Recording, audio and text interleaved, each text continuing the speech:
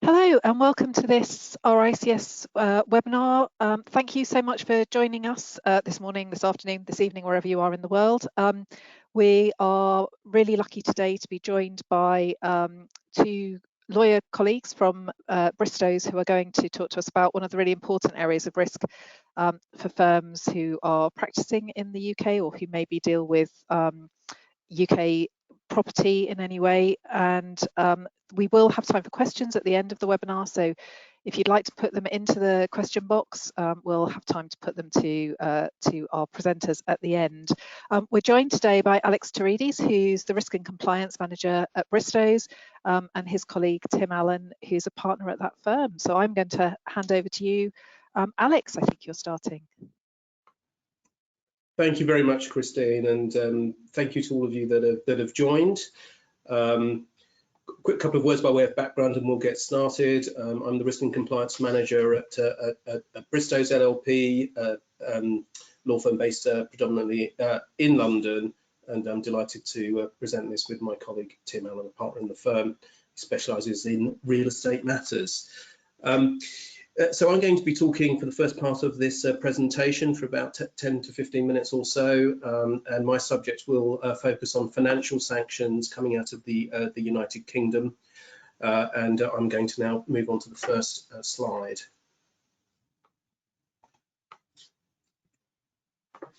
Firstly, the agenda. I'll just quickly take you through this if I might. I'll be focusing, as I said, on financial sanctions, and we'll recap just to reset and see where we are, what are sanctions exactly, the background to them. I'll talk a little bit about the UK regulatory and legislation background, which is very much new because of Brexit. We'll focus on exactly what are financial sanctions. Naturally, we'll put some extra emphasis on the present situation with Russia and Ukraine, which is very much a fast-moving situation so far as sanctions globally are concerned, and that will affect all RICS members, but it will apply as well to some degree on all members practicing out of the UK, not just Russia and Ukraine, but other countries where the UK imposes sanctions and observes global ones.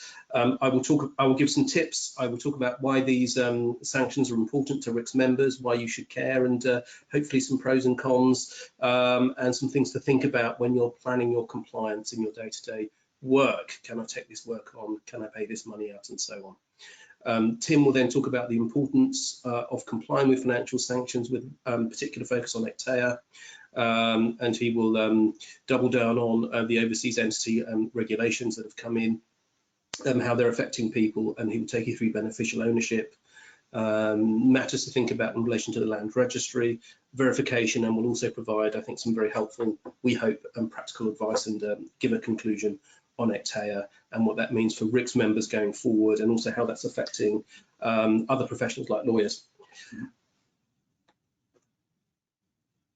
So what are financial sanctions? What are the background and drivers for the global position, focusing particularly on the UK? At a very high level, sanctions are a way of imposing economic and other sanctions, which we'll talk about in a second. The idea is to promote, to help to promote national security, peace, and general good governance, and it calls out in a very practical way, as we'll see, terrorism, the funding of terrorism and the violation of human rights, and it seeks to uphold international rights globally and global standards throughout the world. So that's why it bites on certain countries by way of call out. The UK, it's worth members just noting that the core regulation and legislation arises from the Sanctions and Anti-Money Laundering Act 2018.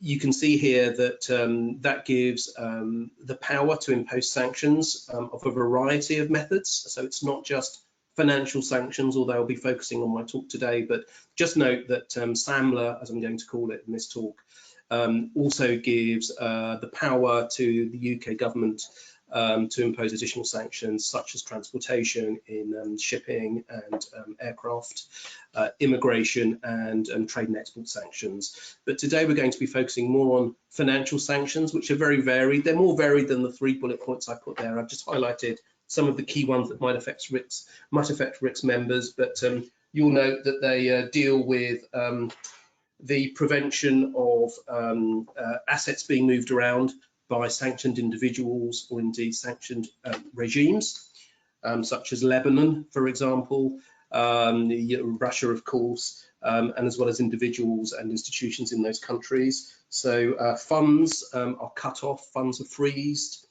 in a variety of ways, and financial services, most importantly, are also cut off between the sanctioned country or individual and the rest of the capital markets globally. So those are the broad areas. So the freezing of assets, freezing of people's assets, and stopping of movement of money and financial services between countries.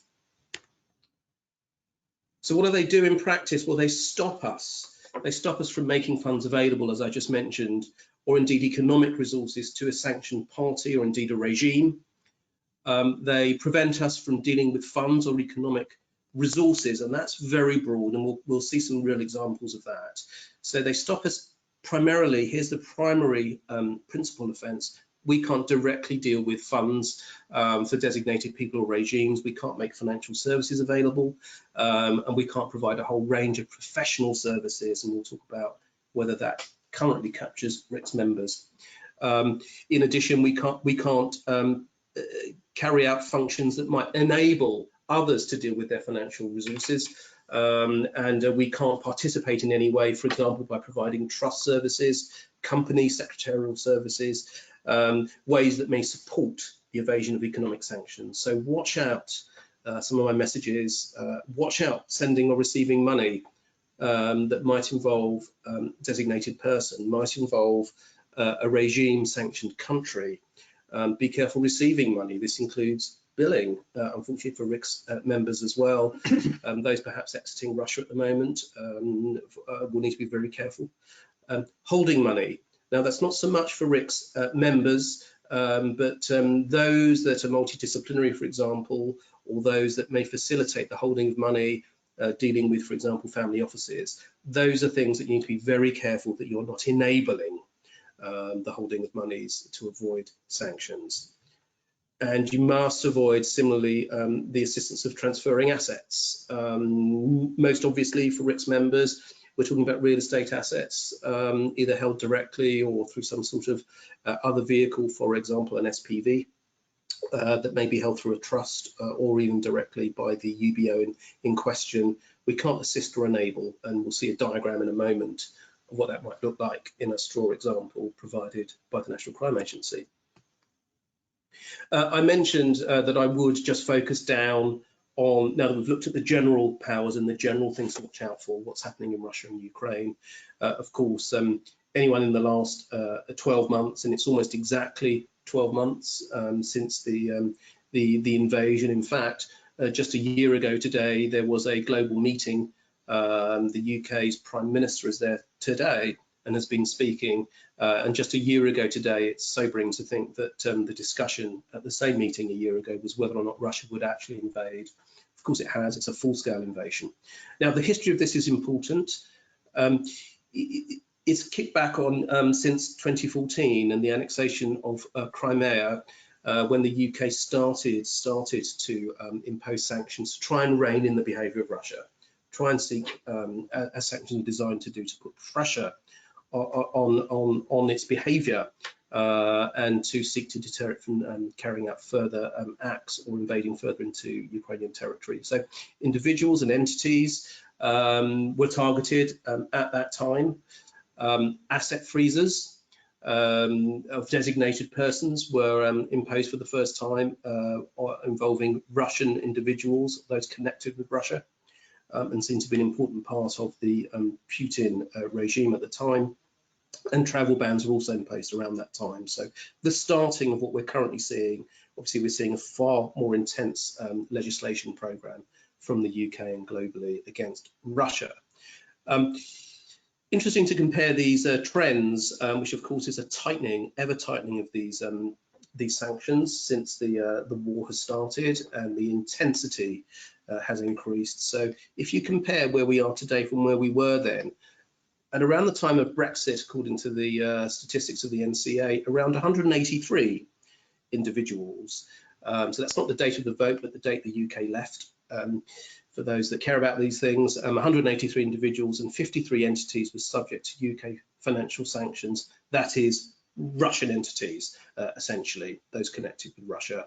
Contrast it with today, just 3 years on, or approaching 3 years, 1,420 individuals and some 160 or so entities in addition. So a significant tightening. This is only going to increase.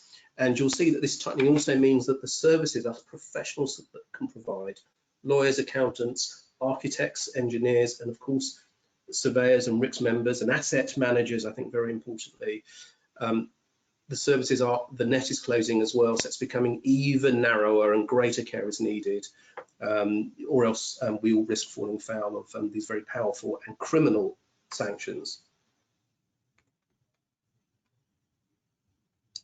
Well, let's look at what the NCA is saying. So I find that a very useful guideline. And what can you do practically? So how do we comply with all this stuff that's going on and this tightening regime?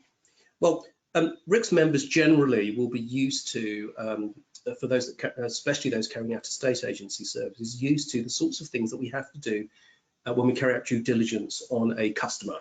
So bear in mind that a lot of the framework, a lot of the techniques that you're using when you identify and carry out what used to be called KYC, now CDD, on your customers and on counterparties as appropriate. Very similar here. So you do have the skills to do this, I would say, in many ways. You've got the framework there, and I think that's good news. So the things that designated persons, so sanctioned individuals, and the machinery that they use around them to hide their assets and to evade sanctions, or sanctions coming down the pipeline, are very similar to what UBOs, and Tim will talk a little bit around this in his presentation shortly, and PSCs are doing to hide their who they are and their money. That's what we're trying to freeze. So the tricks are the same. The law is different. So what we watch out for is also the same. The use of enablers, family offices, accountants, lawyers, and of course friends and family and associates, they are all there. Those parties that enable the sanctioned individual or entity to hide who they are and to avoid sanctions and frustrate these government efforts. They're still transferring assets such as shareholdings to holding companies, and they're transferring them over to trusted proxies. And watch out for relatives or employees. Make sure you don't ignore those when you're carrying out your due diligence or sanctions assessments. Look, a classic hallmark might be the transfer of an asset at a loss. Why are they doing that? Watch out for that. Naturally, you can take into account a rising or falling market, but common sense prevails. Why are you transferring this asset at a loss? Is this holding up commercial? Could you be hiding something? And divesting ownership stakes just as sanctions are approaching. I'll mention no names, but of course, certain oligarchs, high and low profile oligarchs have allegedly sought to transfer assets to, say, family members or others before sanctions begin to kick in. So natural hallmarks, do watch out for those, and you have a duty to report those depending on how you learn. So just carrying that on, what can go wrong and how to avoid. We'll see an example at the moment, but do bear in mind, first of all, Section 54C. Now that refers to specific Russian sanctions. So as I mentioned, the SAMLA Act is there. That's our core legislation. Then each country gets its own piece of legislation. The Russian one that we're talking about came in 2019 and has been amended many times since then as we introduce more sanctions. So the 54C, I do advise you to become familiar with it. It sets out professional and business services and which ones of those are prohibited. And in there, we'll see is reference to valuation.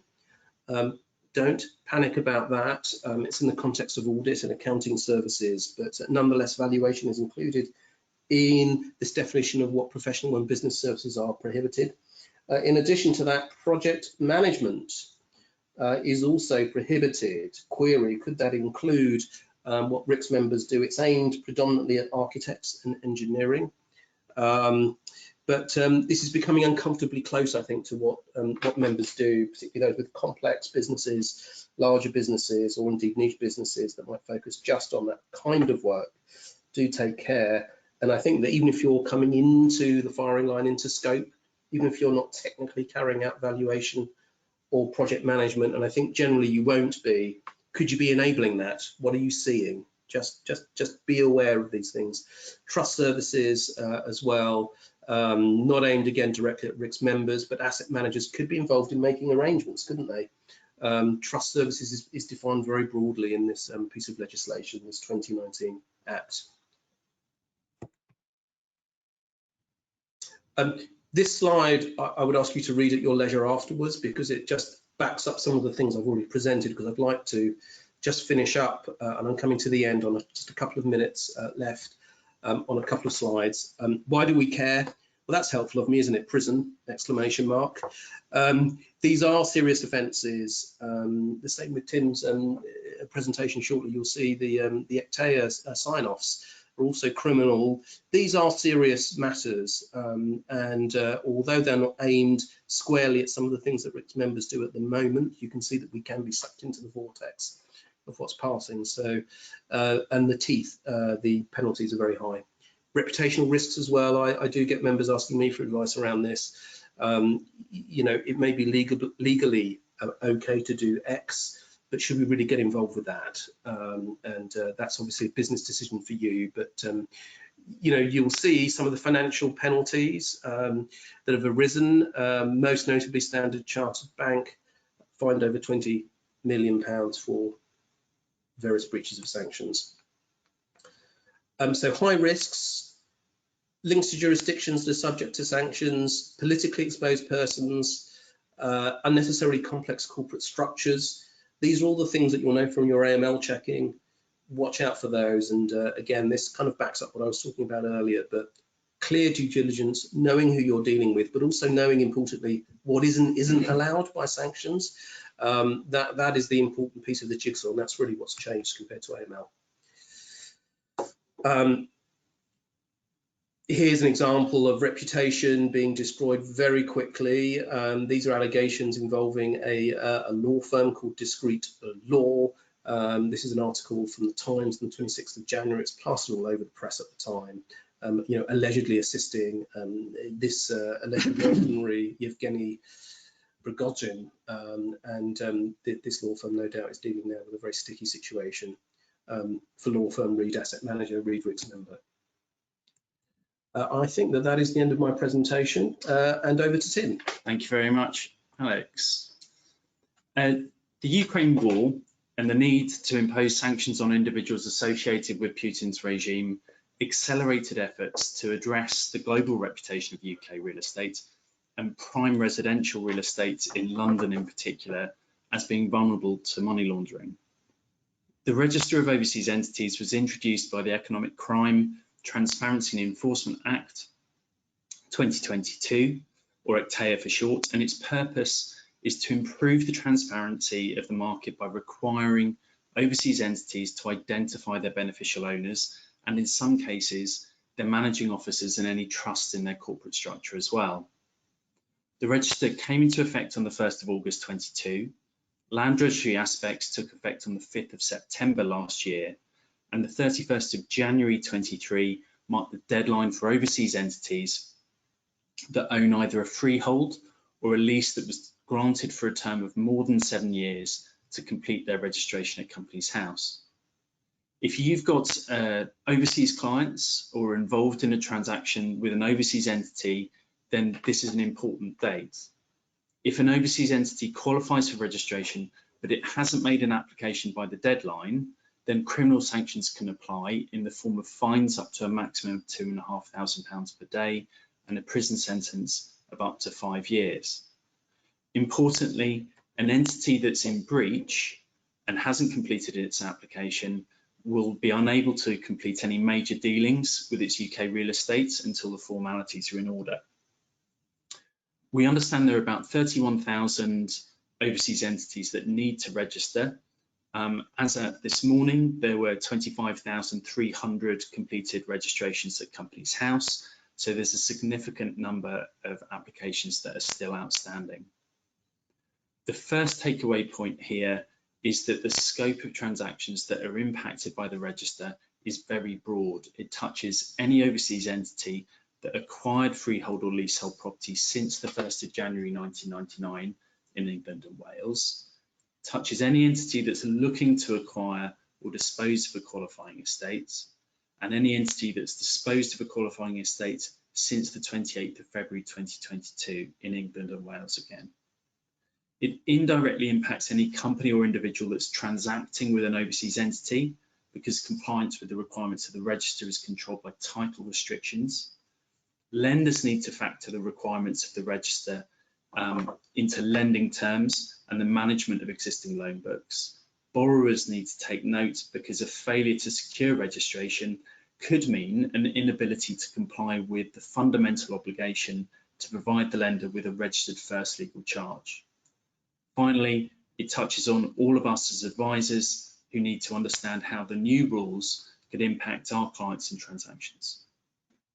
So in this part of the talk, the aim is to provide a reminder of the key concepts that underpin ECTEA, a summary of transaction issues, and then we'll hopefully give you some useful tips about how to deal with ECTEA concerns going forward. So firstly, what's an overseas entity?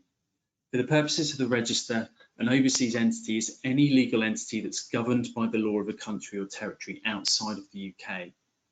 The definition of legal entity includes a body corporate, partnership, or any other entity that's recognised as a legal person under the law by which it's governed.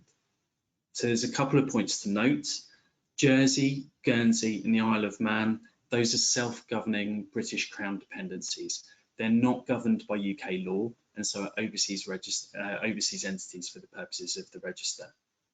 Secondly, the test is whether or not the entity is governed by the laws of a country outside of the UK, not whether the relevant entity has a UK registration at Companies House. So a UK registered branch office, for instance, remains governed by the same laws as applied to its parent company, and so it would be an overseas entity.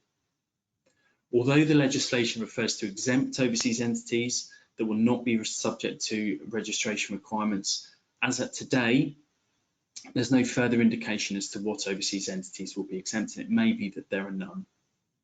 There is some good news for overseas lenders. They're not required to register simply by virtue of holding the benefit of a charge in respect of UK real estate.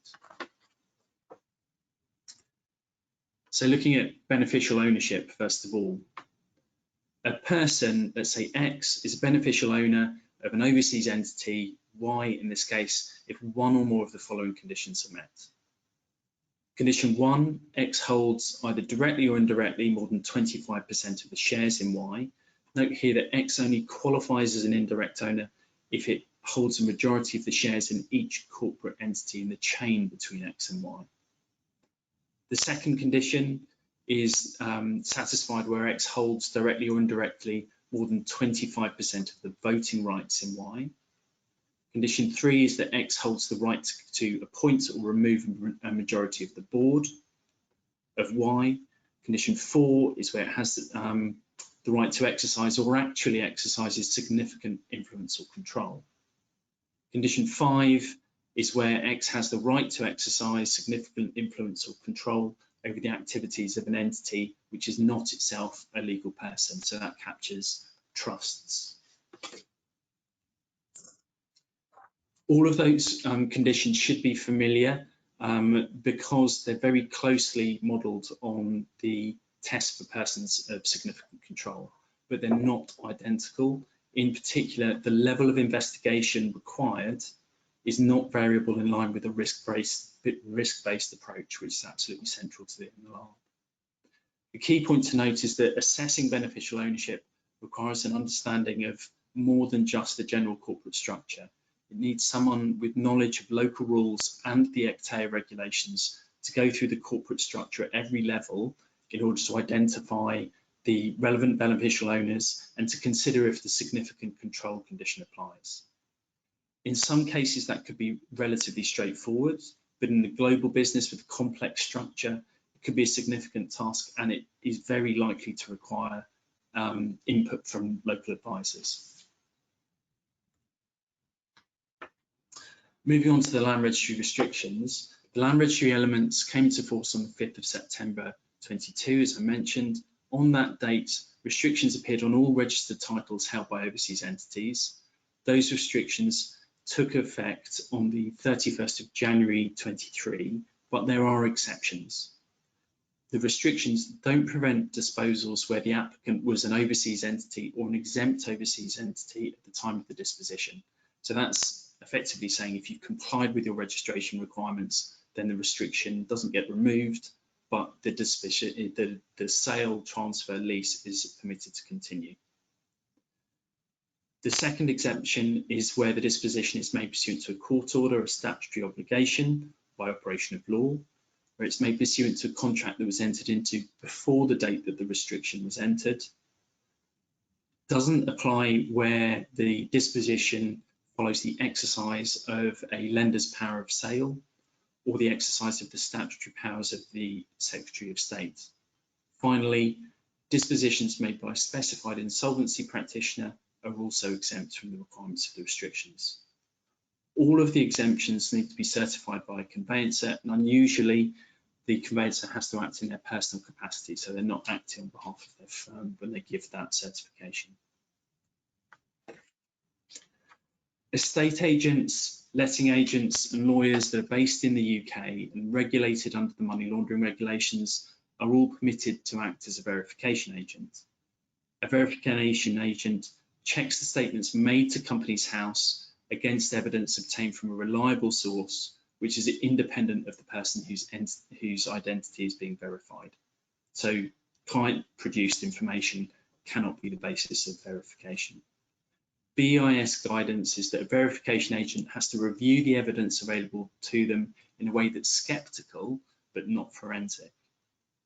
When we first produced this talk, we anticipated that a number of RICS members might be considering taking on the role of verification agent and submitting applications to Companies House on behalf of their clients who own UK real estate.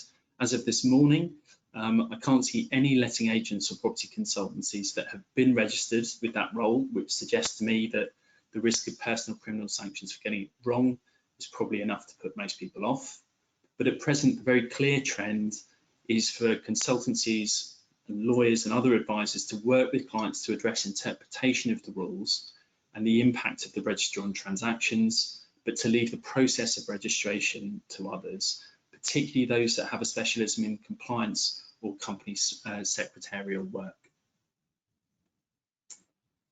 So, moving on to some practical advice. Identifying issues early. Going back to the start of the talk, there's a large number of entities that need to be registered but haven't been. Any transaction relating to assets held by those entities could easily be held up until the application process has been completed. As a simple practical step, I'd recommend that wherever a transaction involves an overseas entity, the registration position is checked at Companies House at the pre-transaction stage and recorded in the heads of terms.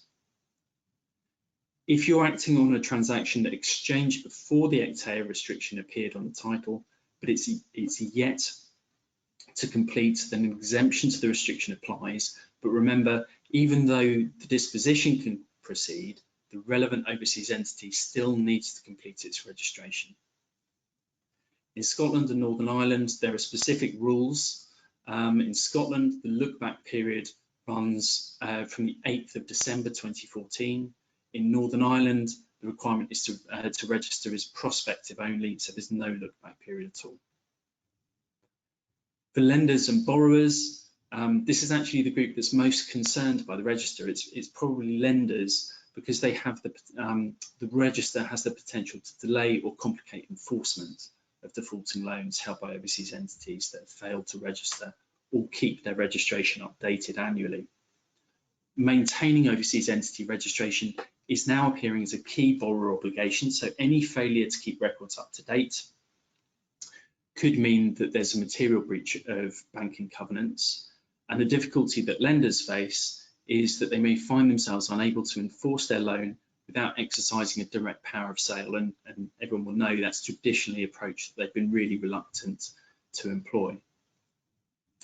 Where there are transactions that involved overseas entities, there was a great rush to get those through ahead of the 31st of January deadline, with a view to applications then being submitted before ECTAIA restrictions took effect.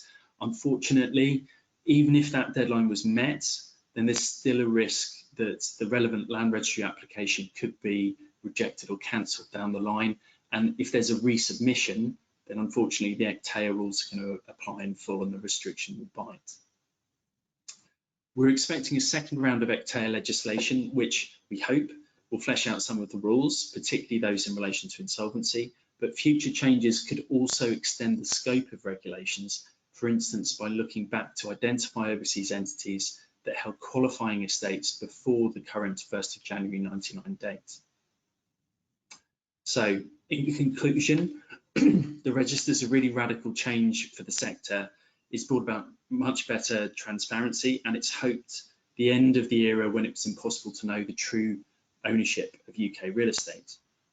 Given that there appear to be a lot of late registrations, it's going to be interesting to see whether the sanctions for non-compliance are gradually phased in, or if they're applied with full force from phase 1. The challenge for advisors is to identify when the new rules are going to create a transaction issue and keeping up to date with the inevitable follow-on legislation in the area. Thank you very much. Christine, back to you. Thank you both. That was really useful and interesting. We've got a couple of questions, but I had a question actually, Alex, if it's okay for you. Your slide mentioned when we were talking about professional services that didn't just apply to designated people, it was also people connected with Russia. Is that how do we define people that are connected to Russia? Is that because presumably that's not just looking at the sanctions list? No, it's a very important distinction. It's basically much broader, Christine. It's a really good point. So hitherto, sanctions very often target individuals or individual entities, and you call those individuals designated individuals. And the way that you traditionally do that, and you still must, that still applies to Russia, is to carry out screening, very often with using online tools. There are other tools that are available, free ones. For example, the HMT website has a link to a list of designated individuals and entities. Hit Control F and you'll find them. So you still must do that, but in addition, you're dead right. It's not just the provision of professional services doesn't just relate to, and that's where valuation comes in, and project management, just to recap, engineering and architecture and other things. It doesn't just relate to those designated people, it still does, you still have to find them, but in addition, it's anyone connected with Russia, and there's some pretty broad definitions contained in section 1661 in relation to that, but it's pretty broad. So those domiciled, those with passports, those living there, those controlling assets from there potentially as well. Great care is needed, and I recommend that members assess it on a case-by-case basis, start with that legislation. We'd be happy to help with that, of course, but it's a pretty broad funnel.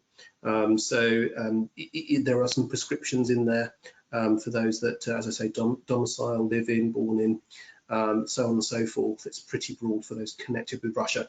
Also importantly, if you have, for example, a joint venture with an overseas entity carrying your brand in Russia, then that is sufficient connection for RICS members, for those that still have that or had that prior to July last year. So for those operating over there as well, under some branding or some joint venture agreement, or have done in the past, in the recent past, care is needed when dealing with parties there as well. Does that answer that question sufficiently, Christine? I hope that's clear enough for your members. Thanks, Alex. It does. I mean, I think we have a question that I think may be sort of connected in some way. So a member who's managing apartments and has some leaseholders who have correspondence address in Russia, and they are being asked by their bank not to accept payments from those people, even if the payment is coming from a UK bank rather than a Russian bank. Because obviously, I think Russian bank, you're engaging sanctions, aren't you? But the person is asking whether this is a kind of legal point or potentially a commercial, or maybe, I guess, a reputational one. Do you have a view on that? Yeah, I think it's both, actually. Although ask a man with a hammer, everything looks like a nail. So ask a lawyer. I'm going to say it's a legal question, of course. I try not to do that. But look, it is just in the way that I just illustrated. Are they sufficiently connected? We'd have to go to the legislation and have a look at it. It wouldn't take very long. But I would say you'd have to take care in that particular example for your member. On the legal side, whether that's sufficient. Now, if it's just a registration address, that's in a grey area, because if you look at the definition of trust services, and other services under the professional services section, that's section 54C that I mentioned, that includes providing overseas addresses and indeed UK addresses for connected people. So I think we need to take some care over that and make sure that that connection with Russia isn't proximate enough to fall in. So I think there's a slight risk there. We have to have a look at that one on a case-by-case basis. I think I'd need to know a bit more in relation to that. And the acceptance of money, it starts to become, even if you're satisfied that the sanction doesn't technically apply, you get into the world of reputation, also secondary sanctions. So the banks are hypersensitive, as you can imagine, with anything that might fall within. And they're also concerned about US sanctions, certainly in relation to regimes like Iran, and they don't want to be falling foul of those US sanctions, because the global capital market system, if you go through a dollar exchange, you could fall foul of those sanctions. That's more Iranian based, but don't forget those other sanctions. So in summary, that's a tricky one. There could be a connection. We'd have to make sure that the nexus wasn't clear enough. Who is providing that address is difficult. If it's just your customer who is being given the address, we need to make sure that it wasn't breaching the sanctions and facilitating that. So I think it needs a bit more assessment, that one. Thanks, Alex. Tim, there's a question from somebody else asking whether the overseas entity regulations just apply to corporate bodies or whether they apply to individuals who might have one or two low value holdings. Is it just companies, or? Yes, so the overseas entity register only applies to companies. That's an easy one. See, sigh of relief compared to the one I threw, Alex. So somebody else is asking, while we seem positive about the registration requirements, where are the weaknesses from an end user perspective? By end user, I presume he means maybe people who are involved in these transactions, who are needing to rely on the register. What do we think? I mean, it's an interesting question, isn't it? I mean, how accurate the register is limited by the fact that it's obviously taken as a snapshot in time. So there is a registration updating obligation that's 12 monthly. So I think even if the requirements for registration are ultimately satisfied on day one, then there is a risk that you come to look at it 11 months later and a lot of that background information is out of date. I think that there is also, when you look at the nature of entities that are signed up as verification agents, there's a great deal of variability there. And so you can see that there's going to be some of those businesses are going to be extremely rigorous around how they carry out the checks on verification requirements, but that will not apply across the board. And so I think it's a huge step forward, but it's by no means a guaranteed successful way of identifying beneficial owners. But the sanctions that live alongside it suggest that deliberately attempting to frustrate the purpose of the register will carry with it extreme penalties for whoever's involved. So I think it's a great step forward, but not perfect yet. Yeah, I mean, I guess it's a lot better than the existing position, which I understand is changing as well for UK companies, where there's no verification of the information. So at least there's some verification here. I mean, I'm sure others will have seen the press coverage that suggests that, it falls down, of course, when you end up as a trust, and that seems to work quite well to sort of avoid showing who are the beneficial owners behind it. And obviously when you get a company that's then owned by a company that again you run, but I guess it's like you say, it's a step forward, isn't it? But it's not going to solve all the problems. The other question I just had was, so a lot of people you mentioned will be doing customer due diligence for AML reasons. To what extent does the overseas entities register help them in terms of establishing kind of who the beneficial owners are? Alex, I don't know if that's something that you can help us with. Oh, sure, Christine. So I think it's helpful, subject to the limitations you just talked about. It certainly is helpful, and this is all about the general trend for making sure that it is harder and harder and harder to go to so-called secrecy jurisdictions and frankly obscure the true owner, the true controller, and therefore the true source of money as well.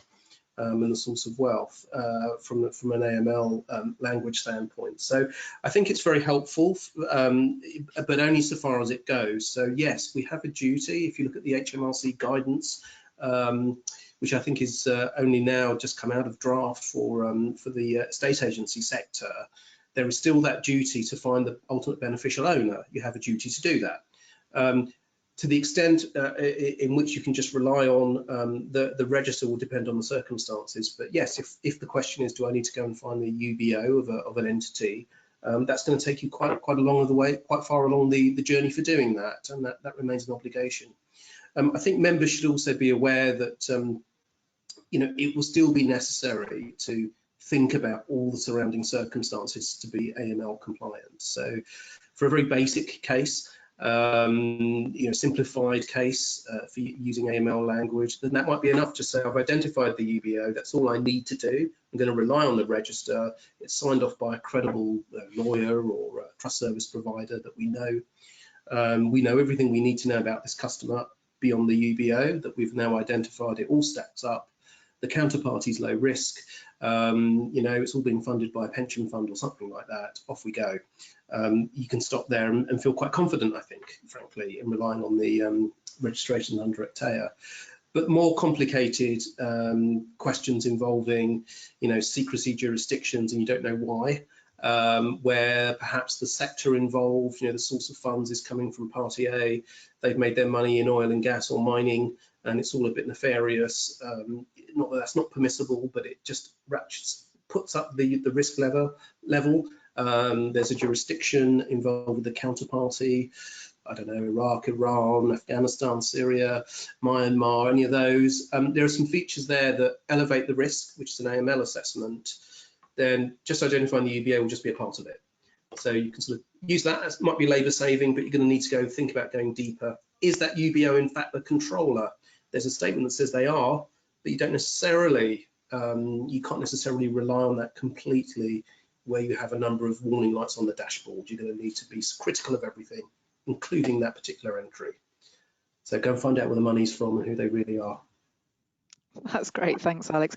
There's a question which I think is for me rather than you, which is about whether RICS is pursuing people who might have enabled transactions in the past. I haven't clicked on the link, Arthur, just so you know, because I don't want to accidentally take myself out of the webinar. We spend a lot of time talking to HMRC, the NCA, OPAS, the people who regulate AML, to make sure that they're aware of our regulatory function, to make sure that we're doing everything we can to help with theirs. We also monitor the press at any point where we see information which suggests that an RICS member or firm might be involved in enabling financial crime. We would absolutely pursue that and look to take disciplinary action. Obviously, we sort of come after any law enforcement elements of that. Well, the last thing we want to do is mess up any kind of law enforcement action, but we do keep an eye on that, and we would do obviously take disciplinary action if we found evidence that someone was enabling financial crime or failing to do what they needed to do. There's a question here about where for the Register of Overseas Entities, where a Channel Island registered company is wholly owned by a UK-based company, does the Channel Island group company have to be registered? Sorry, I don't know if that's a question that's a bit tricky to answer. So without knowing more. the Channel Islands would be treated as an overseas entity for the purposes of the register, which means that you need to look at the beneficial owner. That will take you up to the UK vehicle, and then you'll have to look beyond the UK vehicle as to who satisfies those 5 conditions above it to identify the beneficial owner above. And it may be that that's the start of a corporate chain. But it sounds like you would need to register the Channel Island company. We'll need to get an application submitted, yeah. So hopefully that's helpful for the person asking the question. It's just a request for a reminder of where the definition of connected to Russia is. I think we can probably, unless you've got that at your fingertips, Alex. Frustratingly, I don't have that right in front of me. I don't think I do anyway, but I'll we can follow that up. I just need to open up the section, and I don't have it at the top of my head at the moment, actually. Yeah, anything. No, so All most things I do. I'll see if I've got it. Sorry, yeah, no, apologies. No, that's I don't have it in front of me, but it's as I say, it's broad in the way that I described. But I'll when we send out the slides, Christine, as and when they're available, I can put an addendum to that if that's helpful or something like that. Yeah, that would be great. Section and any member that wants to, via you, Christine, or anything else, will just reach out. I'll highlight it for you with a magnifying glass. Amazing, thank you so much. What kinds of questions are you getting in your practice? And this is obviously a world where suddenly there's a lot more risk, isn't there, for people involved in property transactions, in providing services to entities. Are there kind of covered that you're seeing? Sorry, I think my audio might just have cut out there for a second, but is that to me or to Tim or to both of us, Christine? Who'd you like to both of you, if you're both happy to answer. So I think we have, as a firm, we provided some advice to entities that are considering taking on the role of being a verification agent, and that has focused on some very practical issues. So thinking about resource, the interaction with the professional indemnity insurance that's held by the relevant entity, whether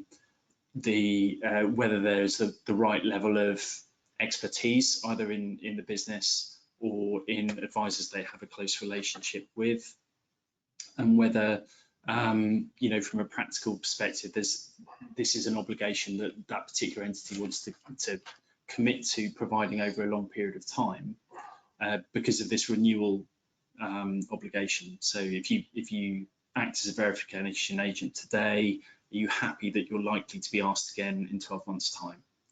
And what that might do to your client relationship if you then decline. So we've had conversations and provided practical advice in that scenario. We've had a lot of drafting issues to create obligations on entities that are not yet registered, but they are in the process of becoming registered, to try and ensure that risk of a refusal of registration falls in the right place. Extremely hard to do. There is no market standard.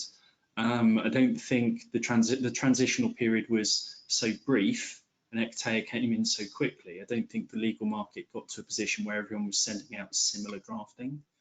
But that transitional period's now over. I think the majority of the larger real estate players have completed their registrations. And so I think the few that remain tend to be the holders of, either they have a complex structure or they're not holding a lot of UK assets. And from my point of view, and just in brackets, I just looked at my notes down here, it's section 21 is the definition of connected persons, and that's the 2019 Russia, where is it here? Russia brackets Brexit exit close brackets regulations 2019. So if you were to They're Google, also snappily named, aren't they? they are. So if you were to Google that for any members, and just start on Google, why not? It will bring up loads of references. So Russia 2019 regulations. It will take you to a couple of places. If it drags you into the HMRC, so the government website, www.gov.russia, etc., that'll take you on there. That'll bring up some notes and a link to the Act will be in there. But otherwise, we'll bring up another link that has www.legislation.gov, and that will take you directly into the 2019 Act. And then you scroll down to section 21. Mine went a bit blank there for a moment, and that will give you the definitions of connected, which are quite similar to what I talked about, but even broader. So I hope that helps. So there we are. So Google away. And actually, interestingly enough, when you do that, you'll also find some very helpful guidance notes from HMRC and the government directly about exiting Russia. And it's quite technical, but some of that's also incredibly helpful as well. So do take advantage of those free resources that are out there. But as I say, section 21 has a direct definition of connected to. There we are. So back to your question, just wanted to complete that, Christine, for your members.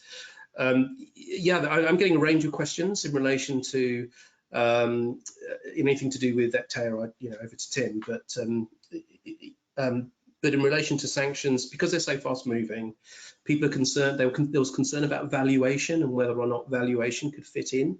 I've had direct instructions to reassess the risk matrix for firms, taking into account their risk readiness for sanctions, to just kick the tires and give them an audit.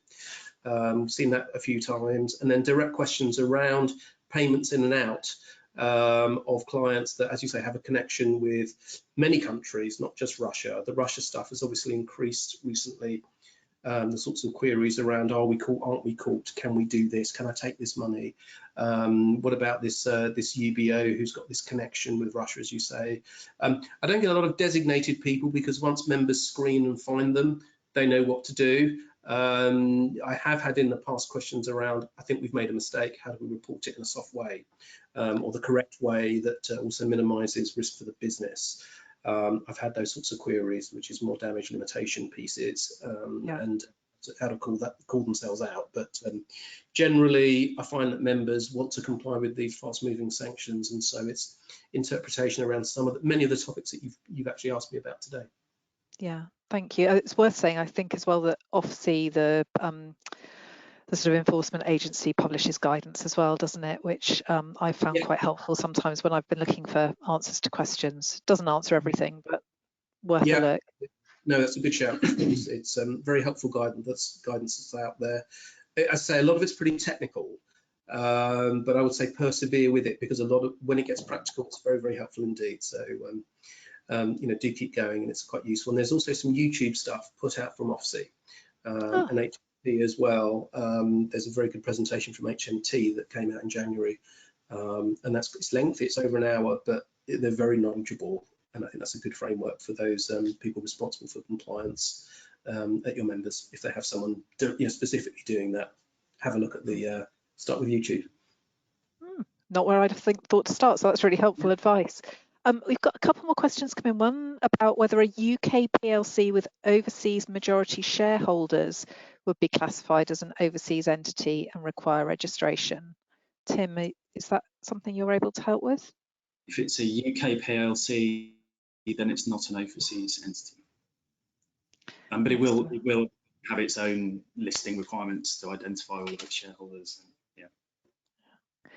And, thank you. And we've had one about what a particular bank might have done to incur a very large fine. I'm sure you don't want to comment on individual cases, but what are the kinds of things that attract very large fines? Do you have to have taken deliberate action, or is it enough to have been kind of careless? How does the sanctions regime work? I suppose might be helpful for people.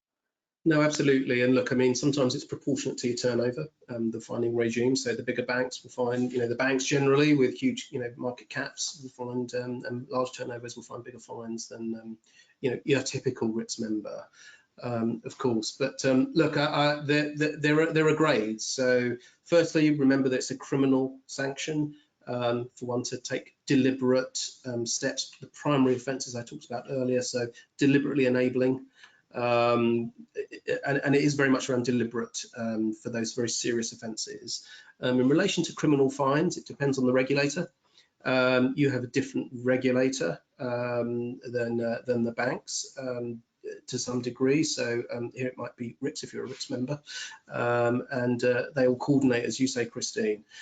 Look, the severity, the period of time is important. If it's a one-off, and you can explain yourselves that you have a good set of systems and controls, you take your obligations seriously, it was very hard to pick up and this is what happened and you really didn't know, those are good mitigations for a lower fine, quite frankly.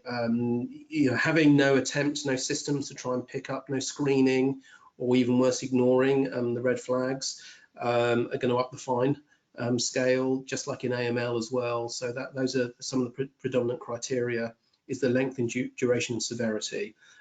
Dealing directly with a designated person that you could just press Control F on the Office website to find them ain't going to get you a lot of sympathy, and it's going to be harder to argue for a lower end fine, but that's how they define severities, duration and length in particular. So as long as you're planning and you're taking things as seriously as you can do, proportionate to your business, you're going to have some mitigators there, unless it's incredibly blatant. I won't comment on Standard Chartered, but some of the banks, you know, just like with money laundering, and again, I'm not talking about them directly, have, you know, whole scale failed to have proper compliance in place for a long period of time. And so the impact of what they're doing, they're, you know, passing money through all the time where your members generally aren't, to and from designated people in full breach of AML regs or sanctions here. It's going to lead to a punitive fine to deter others in that position. So you're not quite in that world, but yeah, the highest fine that's ever been levied, I think, against an estate agent is you know, just fractions of that, in the hundreds of thousands, not billions to date. Touch wood. Thanks. And a couple of questions that I'm hoping we possibly be able to answer quite quickly. Is the Isle of Man treated the same as the Channel Islands for the point of view of the Overseas Entities Register, I presume? Yes, so yep. they're overseas entities, so they need to go through registration.